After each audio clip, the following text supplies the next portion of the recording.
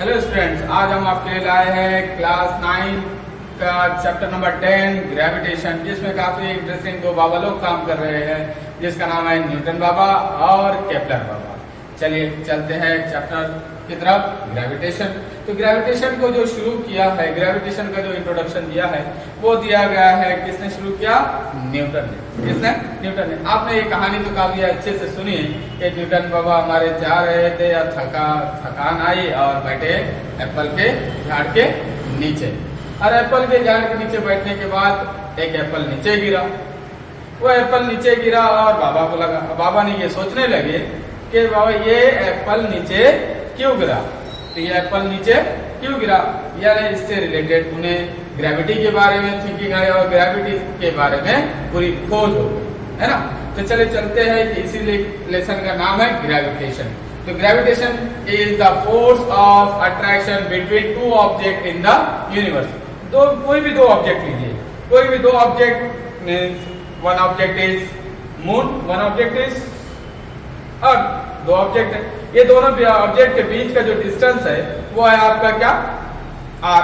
क्या है? आर। दोनों डिस्टेंस, दोनों का मास क्या है? m1 और m2। तो ये दोनों के बीच में जो ग्रेविटेशन एक्ट कर रही है, जिसे हम gravitational law of gravitation force कहते हैं। क्या कहते हैं? Gravitation force. और ये ग्रेविटेशन फोर्स जो एक्ट करती है, स्ट्रेट लाइन में एक्ट करती है। कैसे एक्ट करती है? Straight line towards each other. Okay, तो gravitation is the force of attraction between two object in the universe. Example के तौर पर कि ये जो आपका एप्पल है, ये एप्पल नीचे गिरा, apple is a one object and the earth is a second object.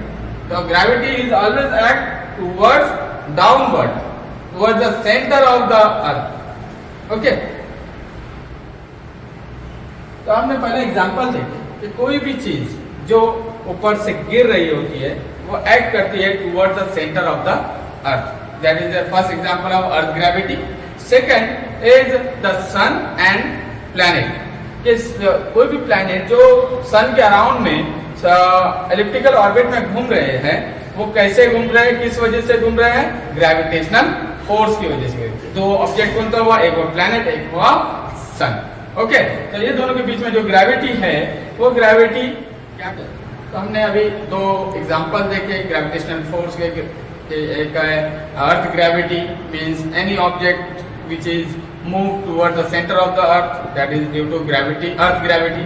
And second is the solar system. Solar system में क्या? Planet revolve around the sun. ये भी किसी वजह से हो रहा है? ग्रेविटी की या ग्रेविटेशनल फोर्स की वजह से हो रहा है। Okay, second example is your solar system, and it means the gravity act between the sun and all the planets. That is your second example of gravity. Next is our centripetal force. Centripetal force, any object revolve in the circular path. ठीक है? Any object revolve in a circular path, its force is act towards the center is called as centripetal force. The centripetal force means the force which act towards the center. एक example के तौर पर लेते हैं कि बहुत आपको अच्छी तरह लगेगा कि समझिए एक स्टूडेंट है जो आपका बस में बैठा है, और वो बस में बैठा है और बस चल रही है, और बस के ड्राइवर ने क्या किया कि टर्न लिया। तो बस के ड्राइवर जब उसने टर्न लिया तो क्या हुआ? तो वो जो स्टूडेंट था वो बैठा था बस के वन साइड में, तो क्या हुआ? उसके बाजू में एक लड़की बैठी थी, तो क्या हुआ? तो वो स्टूडेंट आ गया वो उस लड़की के पास। ये क्यों हुआ? क्योंकि ये फोर्स एक्ट हुआ टुवर्ड द सेंटर। अब सेंटर हुआ तो लड़की का शांत रहती थी? नहीं, क्योंकि वो अननोन लड़की थी। अननोन लड़की होने की वजह से उसने क्या किया? उस लड़की को लगा कि ये जानबूझ के आया, उसने क्या कर दिया? तो ये क्यों हुआ? Due to centripetal force. Because when the driver, जब ड्राइवर ने सर्कुलर मोशन दिया तो उसमें सेंट्रिपिटल फोर्स एक्ट हुआ, यानी force act towards the centre, और इस कारण से वो लड़का कहाँ आ गया?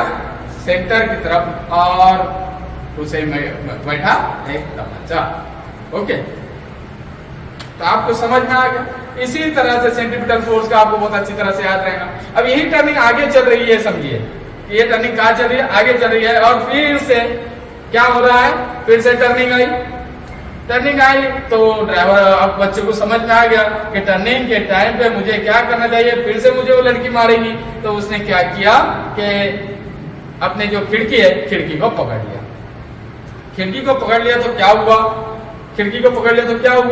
कि अब वो सेंटर की तरफ नहीं जा पाया, यानी अबू चंदा लड़की ने नहीं मारे।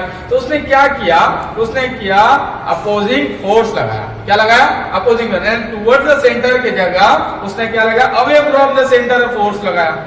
ठीक है, ताकि सेंटर की तरफ ना जा सके। तो ऐसे फोर्स जो सेंटर की तरफ एक्ट ना होते हुए किधर एक्ट कर रहा है, सेंटर से अवे, ऐसे फोर्स को कहते हैं सेंट्रीपिटल फोर्स। कैसे? Centripetal force. ओके, उसके बाद आता है यूनिवर्सल लॉ ऑफ ग्रेविटेशन।